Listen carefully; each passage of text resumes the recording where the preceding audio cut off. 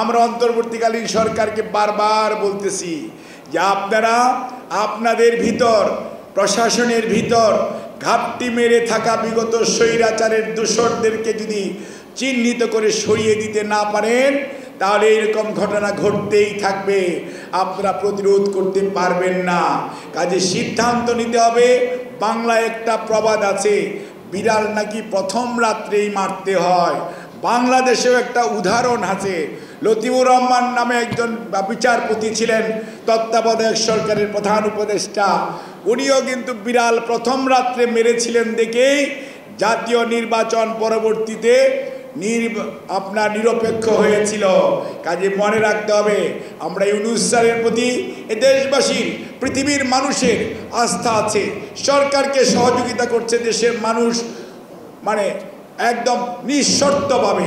কাজে তাদের সিদ্ধান্ত হতে হবে আরও বলিষ্ঠ, আরও যুগোপযোগী, আরও দ্রুততার সঙ্গে।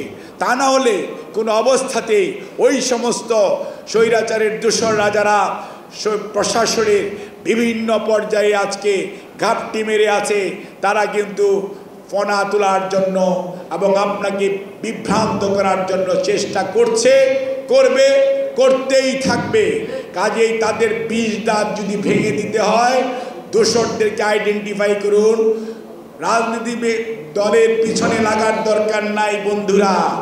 আপনারা আপনাদের ভিতর ঘাপটি মেরে থাকা স্বৈরাচারের দোসরদের পিছনে লাগুন এবং তাদেরকে প্রশাসন থেকে এবং আপনাদের আশপাশ থেকে সরিয়ে দেন।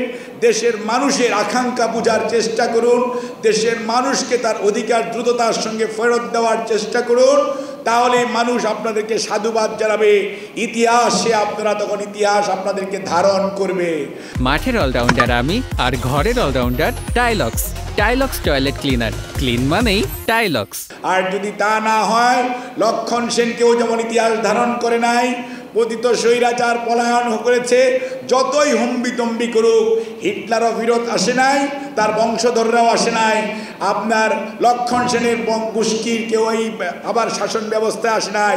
আর পলাতক স্বৈরাচারও বাংলাদেশের শাসন ব্যবস্থায় ফেরত আসার কোনো সম্ভাবনা নাই। কাজেই মনে রাখতে হবে,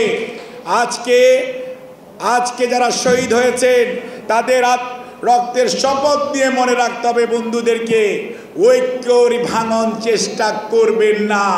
জাতি ৩৬শে আগস্ট ঐক্যবদ্ধ ছিল দেখেই স্বৈরাচার পালিয়েছে। জাতি যদি তার ঐক্য প্রদর্শন করতে ব্যর্থ হতো, তাহলে সবাই আমরা ব্যর্থ হতাম। কাজে ঐক্য ধরে রাখতে হবে।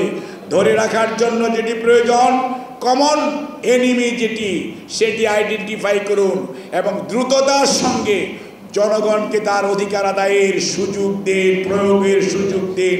জনগণ সিদ্ধান্ত নেবে দেশ কোন পথে যাবে, দেশ কাদেরকে ধারণ করবে, আগামী দিনের বাংলাদেশ কেমন হবে। আপনাদের সবাইকে অনেক অনেক ধন্যবাদ। জেটেপ জিন্দাবাদ, শহীদ জিয়া অমর হোক, দেশনেত্রী বেগম খালেদা জিয়া জিন্দাবাদ, জনাব তারেক রহমান জিন্দাবাদ।